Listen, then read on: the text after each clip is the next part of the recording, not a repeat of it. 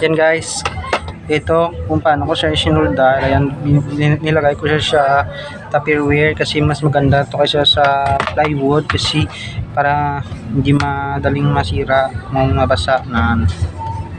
Yan guys, bali ito na nasulda ko na.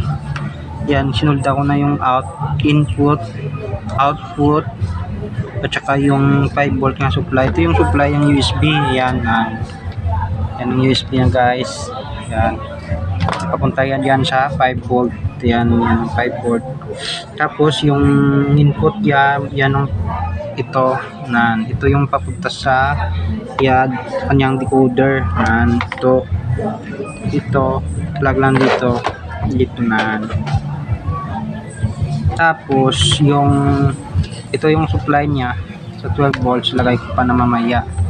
Ano guys, ito ilalagay ko na ito dito sa loob, ito at saka ito. Ito yung kanyang supply regulator ya, at saka yung ampli niya, at ito yung decoder niya. Tsaka sira lang natin at pakita ko mamaya yung finish na gawa ko. Ayan yung output niya guys. So dyan ko ilalagay yung wire ng speaker. Yan, sa left yan at saka right. Yan, dalawa yan. Ito dyan ko i-connect dito sa buho. Yan yung buho. Lalagay ko mamaya dyan guys.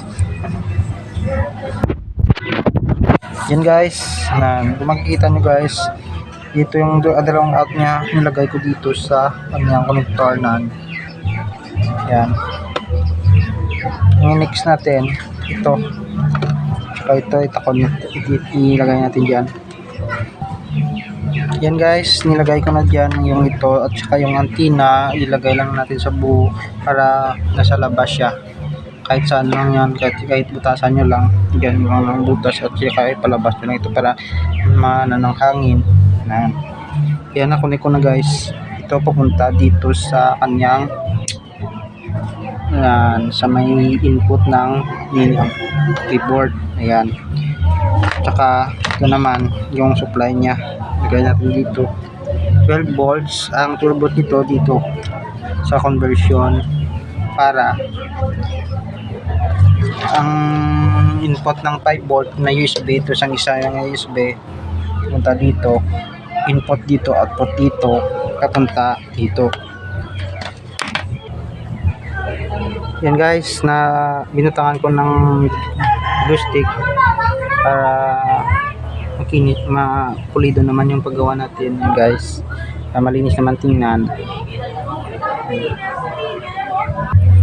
Yan guys, tapos na natin yung kanyang ampli. Ang next natin yung isa, ito okay na, ito makakonect na ito sa ampli nya. Ito naman ang sa player nya, connect natin ito guys, papunta dito. Lagay natin sa input ng regulator at saka ang output nito lagay na natin dito guys. Iset natin sa ang output nito sa from 5 volts, iset natin sa 12 volt gamit yung tester. Ayan guys, kailangan natin ng adapter ng cellphone para i-connect natin sa USB. Yan, connect mo sa USB, tapos i-plug in natin dyan sa outlet.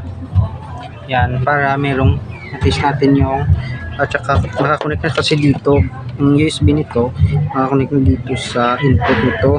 Tsaka yung output nito guys, i-test natin ng tester pag 12 volts na yung labas. Pihitin natin ito guys. So ito yung adjustment nyo, kasi pag pininik nyo ito sa, kasi 5 volt ito kasi pag 5 volt, pag meron ng power, lalabas dito is 5 volt pa rin. So kailangan natin lakasan guys dito. Pihitin na natin pa clockwise guys, yung pataas nya, tsaka yung pababa pa counterclockwise. Yan guys, iset ko lang muna sa 12 volt guys, para pag na-test ko na 12 volt ng output nito, ilagay na natin sa supply dito sa 12 volt needed kasi dito sa player nya. Pagkatapos yan guys, okay na yan, i-arrange na lang natin sa loob at saka isira natin, itakpan na natin at i-test natin.